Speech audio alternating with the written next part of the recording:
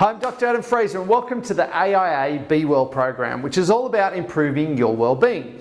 Now this video fits into Module 1, which is about replenish, how do we recover and look after ourselves. But this is Part B, and what this focuses on is balance and how do we turn off at the end of the day. Now work-life balance is a weird thing because everyone seems to want it, but no one seems to have it.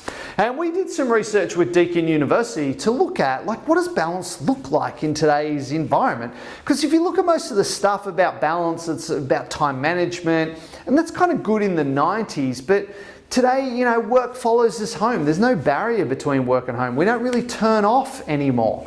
And what we started to look at, well, what does balance look like in this new world? And a couple of things we did is we interviewed people and said, why do you even want balance? And the top two responses was to be happy and to have better relationships. We thought, well, that's interesting because that's about connection. Then what we did is we interviewed family and friends about balance. So we divided this into two groups. The first group we looked at is people that live on their own. So 24% of Australians live by themselves. And we interviewed their friends, family and loved ones, and we said, if this person had balance, what would be different? They didn't talk about time. They talked about also connection. They said, if this person got balance, they'd be happier, we'd be closer, they'd be more present, they'd be more fun. What they said, if this person got balance, our relationship would improve. And we thought, that's fascinating. And the final group we talked to was people that lived under the same roof. And we sat people down and said, right, if your mum, dad, boyfriend, girlfriend, husband, wife, partner had balance, describe that to us. Here's what families said about balance. They said, we get the emails and we get the phone calls, we get that stuff. What we don't get is you come through that door and you're a jerk. That's what we don't get. They said, you come through that door and take your day out on us. Or you come through that door and see us as an inconvenience that gets in the way of your work. What family said balance looks like is come home in a good mood and engage with us, properly engage with us. What family said is balance is not when you show up, it's not about time, it's how you show up. And we thought, how do we help people do this? And we spent 3 years studying it and we came up with the magic formula. And this is it. Now, what we looked at was the transition between work and home. So we've got work here and then we've got home over here. And we looked at this gap between work and home, which we called the third space. And what we looked at is what can people do in that gap to show up better and more engaged when they walk through that door. And what we found is there's three key things. Step number one is called reflect. And this is where we get them to reflect on their day. Now what we found is when you ask most people to reflect on their day, they just reflect on everything that sucked. What was bad, what they didn't get to, what they didn't finish. But we asked people to answer three questions in that reflection. Question number one is what went well today? What was good about the day? Question number two is what did you achieve? And question number three is how did you get better? So what went well, what did you achieve, how did you get better? And what we found is when people did this, they get a burst of happiness and also their mindset becomes about progress and optimism and they carry that home with them. Very, very important. The next phase was called rest.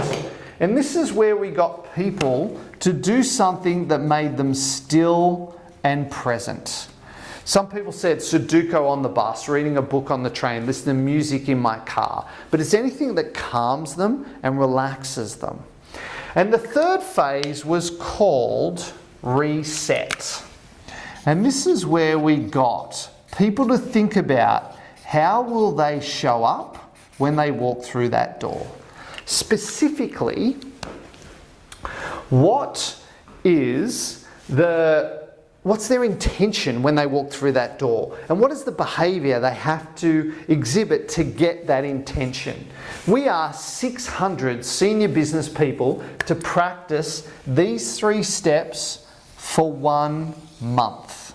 And we measured lots of things. But one of the things we measured was mood in the home. And what we showed is after practicing this for 1 month, we saw a 41% improvement in mood in the home. 41%.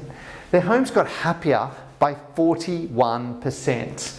This is my gift to you. This thing works. We know it works.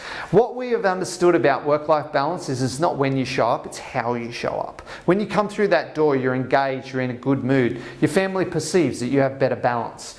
And what we know is the steps to get there are those 3.